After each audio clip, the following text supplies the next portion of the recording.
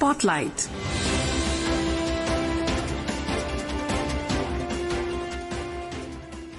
This is Akashvani. In the program Spotlight, now we bring you a discussion on strengthening India-Israel bilateral ties. The participants are Ashok Sajjanhar, former ambassador, and Simran Sodhi, journalist. Today we are discussing the visit of the Israeli Foreign Minister Gideon Sa'ar to India. During his visit here, he met External Affairs Minister Dr. S. Jaishankar and the National Security Advisor Ajit Doval. Both sides held wide-ranging discussions and a number of important agreements were signed, and there were important statements that came out during the visit. We also see that this is one step forward in an already strong relationship between India and Israel. Ambassador Sajjanhar, when you look at the background of a strong India-Israel relation, and in that aspect we see the visit of the Israeli foreign minister here, how much of an impetus does this add to this bilateral relationship? Yeah, thank you very much, Simran, for having me on this program. You are very right. Relations between India and Israel are very long-standing. They are, in fact, ancient, historical, and civilizational. And they don't go back just to a few decades or a few centuries, but they go back to millennia. In fact, the first Jews that came to India were after the burning of the first temple of Solomon. In the first century AD, also after the burning of the second temple, the Jews came here. Then, of course, the Beni Israeli Jews came to Mumbai. The Malabari Jews and the Paradesi Jews came to Cochin, and around the country. They have been coming at different times in history, starting, as I said, from 2,500 years till about 400-500 years ago. You have the ancient Jewish synagogue in Cochin, which was built in 1468, and that has marked more than 500 years of its existence. And Jews have always been received with great warmth and cordiality and friendship in India. And this has been reflected also when the state of Israel was announced after its independence, after its establishment in 1948. So India recognized it in 1950. And then diplomatic relations were established between the two countries in 1992. The bilateral ties got a huge fillip when Prime Minister Modi visited Israel in 2017, that is 25 years after the establishment of diplomatic relations. This was the first visit by an Indian Prime Minister to Israel. And then we had a very long, successful visit of the Israeli Prime Minister Benjamin Netanyahu to India also in January 2018. It is in the same context that we have the visit of the Israeli Foreign Minister Gideon Sa'ar to India. And very many important discussions took place, and a number of very important fields and areas were identified in which both the countries can work together and take the partnership forward.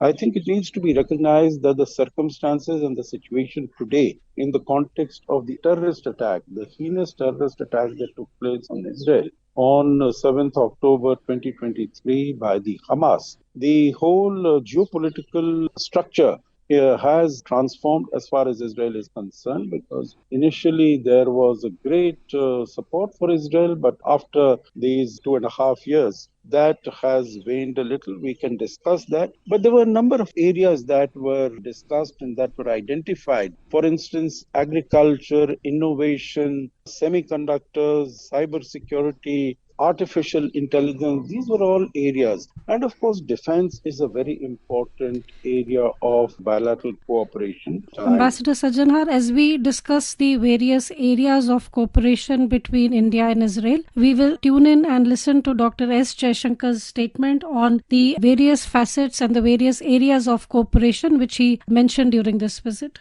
In recent times, India has developed many new capabilities, especially in rail, road and port infrastructure, in renewable energy and in health.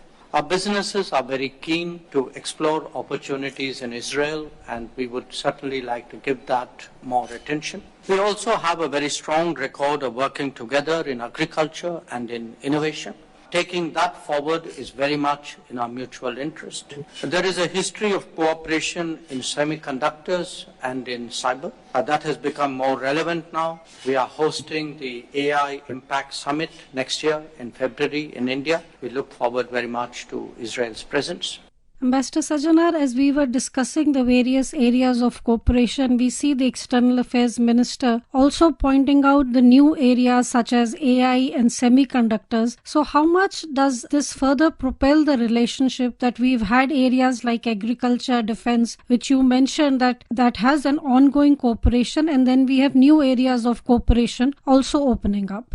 Yes, that's very true. I think as far as India and Israel are concerned, we have to keep looking at new areas, new facets, new themes of cooperation. And both the countries have shown that innovation is their strong point as far as Israel is concerned, whether it is in the area of semiconductors or AI, because there is so much of focus on AI these days that it should be used for the benefit of mankind. And its impact should not be for causing harm, because any new technology, it has great, like whether we take nuclear technology or even cyber, if they are used for the benefit of people, there are great possibilities, but they can also be used for purposes which will harm the security, stability, and well-being of people. So similarly, whether it is AI, semiconductors, cybersecurity, all these areas, India and Israel are cooperating, they are collaborating, and both of them have great talent in the area of innovation and research. And they can work together definitely in those areas. And these were the areas of critical and emerging technologies. These were all discussed at great length between the two sides. There are a number of agreements that have been signed. There are a number of working groups that are available. And I'm sure in the coming period, there will be much greater focus, attention, and progress in these areas. Let us now listen to what the Israeli Foreign Minister Gideon Sa'ar also said about India's fastest growing economy and the role that India is projected to play on the global stage. I believe that India is the future. India is the world's largest democracy and the fastest growing economy. India is a global superpower. Our nations already shares a warm friendship. Our goal is to build a long-term strategic partnership between Israel and India. Radical terror is a mutual threat to Israel and India. We strongly condemn the horrific terror attack in Pahalgam. In the Middle East, Israel faces a unique phenomenon which I call terror states. The radical terror states of Hamas in Gaza and Houthis in Yemen have established themselves over the past decades. Uprooting them is necessary for the security and stability of our region. As we discuss the topic of terrorism and how India has been a victim of terrorism, cross-border terrorism, and also Israel, let us also listen into what Dr. S. Jaishankar said and how India and Israel share a common approach and a zero tolerance towards terrorism. India and Israel have a strategic partnership. We have stood together in testing times, and we have created a relationship with a very high degree of trust and of reliability. Our two nations face a particular challenge from terrorism. It is essential that we work towards ensuring a global approach of zero tolerance towards terrorism in all its forms and manifestations. India supports the Gaza peace plan and hopes that it paves the way for a durable and lasting solution. Ambassador Sajana, this is something that you were also talking about initially, and that is the cooperation and the common perspective which India and Israel share when it comes to terrorism and the zero tolerance for terrorism. This also reflects in the growing defense and security ties between India and Israel, and we have seen that during this visit, an MOU on defense was also signed. How far do you think does this cooperation also take both countries on a global stage, because both India and Israel share a common perspective on the threat of terrorism? Yeah, you're very right, Simran, when you say that this is one of the most important and significant areas of bilateral cooperation. because both India and Israel are afflicted by terrorism. And that is why you would recall that Prime Minister Modi was about the first global leader who rang up the Israeli Prime Minister Benjamin Netanyahu to express his support after the attack on October 7th and express his condolences at the havoc and the heinous damage that was inflicted by the Hamas terrorists, and also expressed support for the return of the hostages that were taken. So I think Israel is very grateful to India because India has stood steadfast. And while there have been other challenges of providing humanitarian relief and observation of humanitarian laws when Israel has been executing its response to the Hamas attack in Gaza, but India has been steadfast in condemning terrorism, and I think Israel is very grateful for that.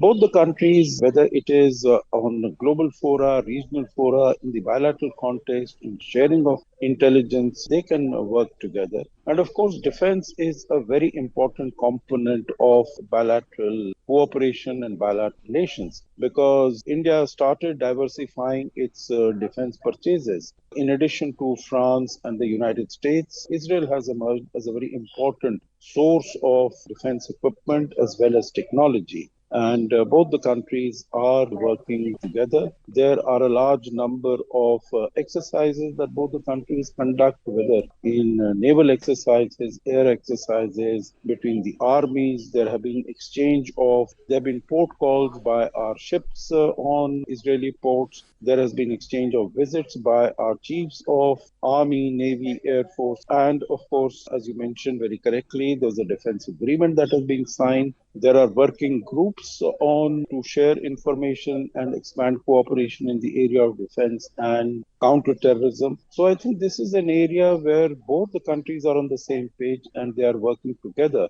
to further strengthen and deepen their partnership.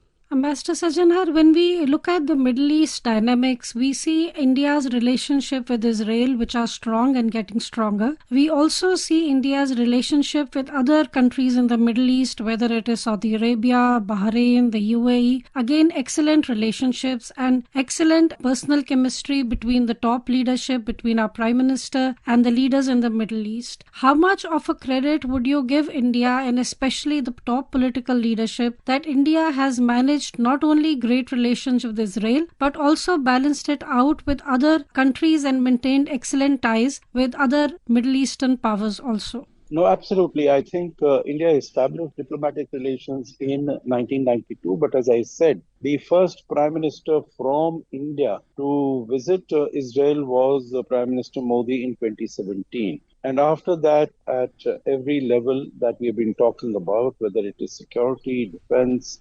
counterterrorism, new emerging critical technologies, and the whole host of areas, the cooperation has skyrocketed. Similarly, with the other countries in West Asia, our relations have been good because the Prime Minister Modi has personally given a great deal of attention. For instance, he has visited the United Arab Emirates, I think 7 or 8 times. This is one of the highest that he has gone to any country. And most of these countries, if not absolutely all of them, have given their highest awards because of the huge impetus that he has provided to relations with those countries. And in the coming days, we will continue our discussions on the growing relationship between India and Israel. And we will continue our discussions on the Middle East dynamics and how the Gaza peace plan and how India's relation with Israel and other Middle Eastern powers are growing. For today, we end our discussion with these comments. Thank you. Thank you very much. You are listening to a discussion on strengthening India-Israel bilateral ties. The participants were Ashok Sajanhar, former ambassador, and Simran Sodhi, journalist. This program was produced and presented by the News Services Division of Akashvani. You can listen to it on our mobile app News on AIR. This program is also available on our YouTube channel News on AIR Official. You may share your feedback about this program through email at airnsdtalks@gmail.com or WhatsApp on 928-909-4044. Spotlight.